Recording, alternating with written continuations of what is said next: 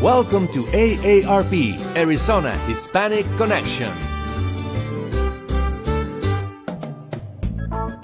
Educate. Celebrate.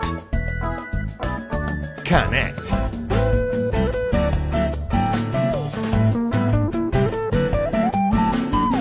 Arizona Hispanic Connection.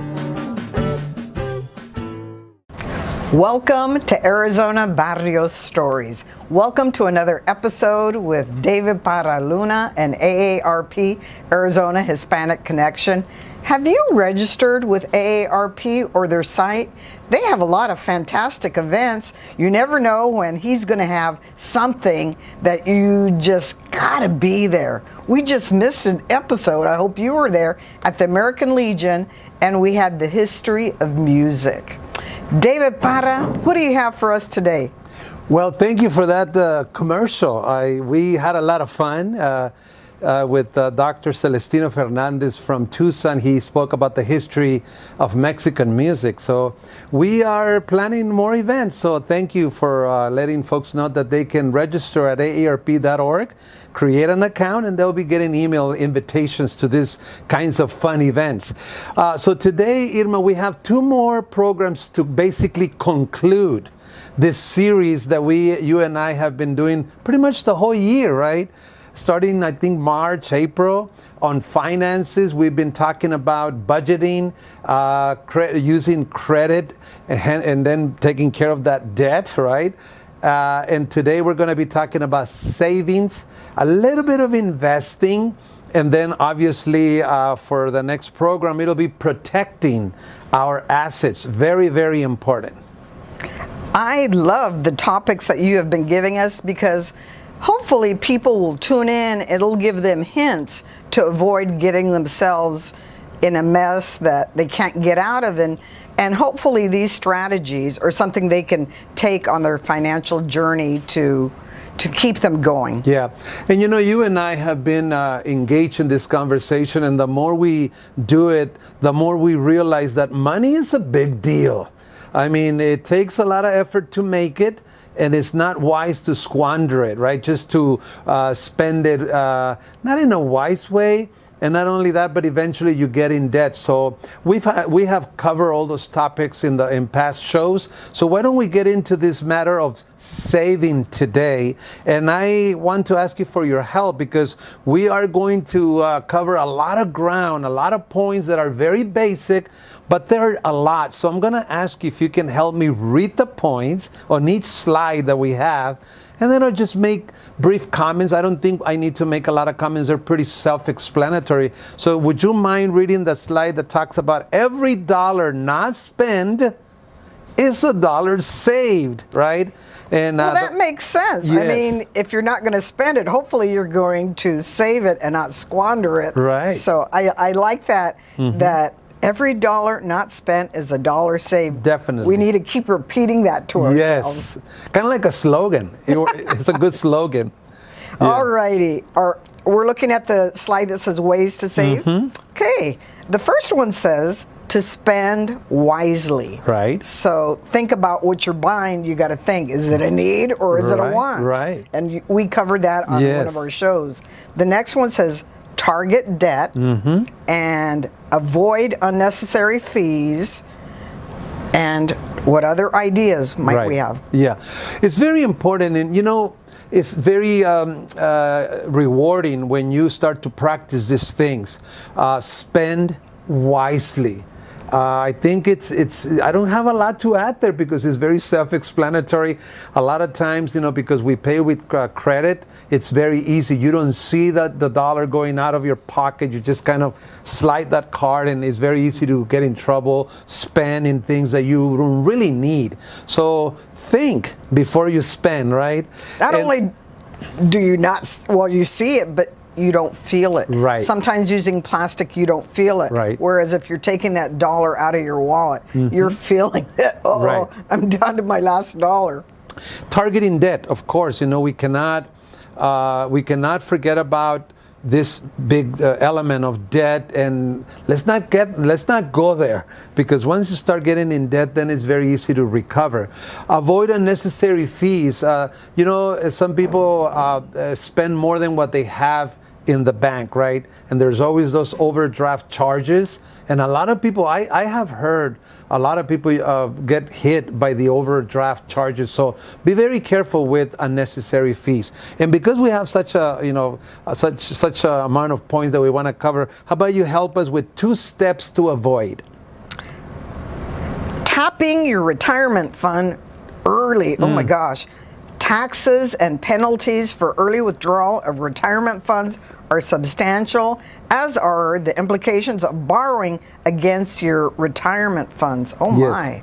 When people get in debt, the temptation to tap into your retirement funds is going to be there.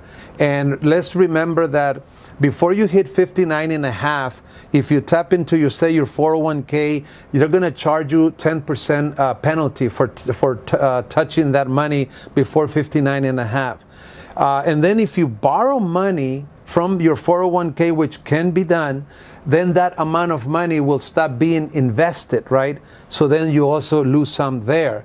And then when you take out a big sum of a lump sum of money at once, then you're hit with the bigger amount of taxes. Ugh. So be very careful with that. Oh my. Yes.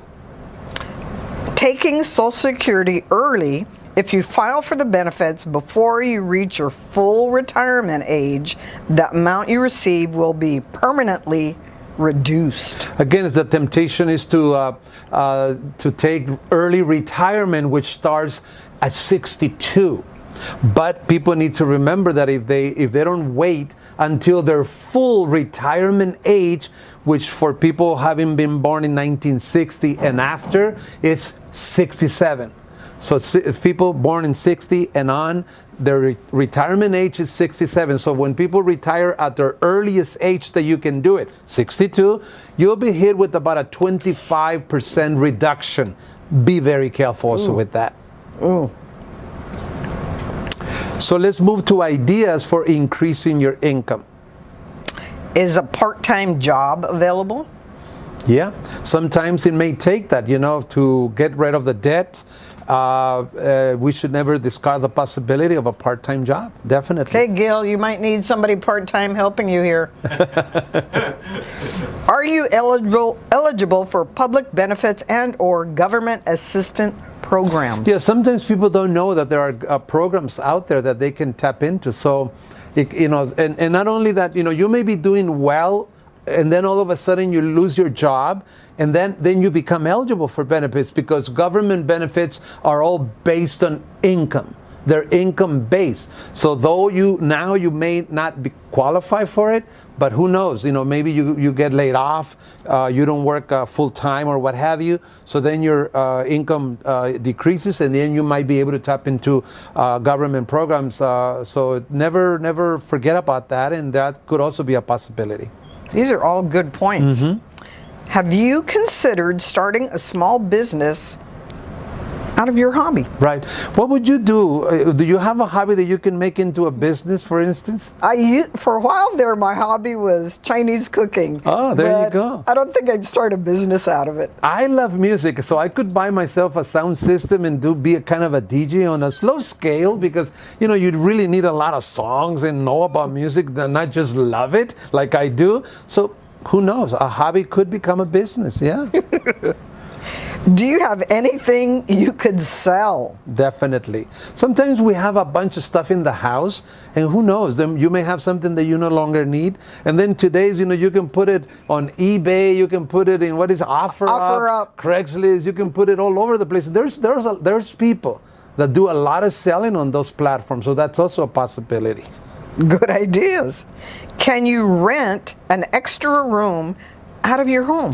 Not an easy thing, because when you have to coexist with other humans, there tends to be not an easy situation, but sometimes you have no choice, and that could be a good option to bring in more income. You know, you may have a 3-bedroom home, now you only use one, so you can rent 1 or 2 rooms, who knows? Do it carefully though, because it's not an easy thing. Yeah, somebody coming in with 10 cats and a Yes. couple of dogs. Anyway, have you considered a reverse mortgage? Last This is resort. Yeah, this is a last resort thing. Basically, what you do, you sell your home, but it has to be paid off. So you sell it back to the bank, and the bank starts paying you for the house. They do a contract and everything, so you can be getting payment from the bank instead of you paying the bank, and you get to stay in the home. But you don't do it lightly. It is an option, but you be very, very careful if you feel that you need to go to that option.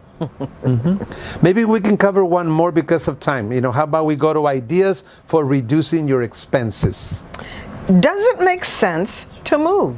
Why not? Sometimes you have a big home, right? And you want to downsize. And a lot of people do that. You know, I actually have a coworker that has a huge home, and he's already thinking about selling that huge home and buying a smaller one because, you know, the property taxes and all that. So definitely it's something to consider.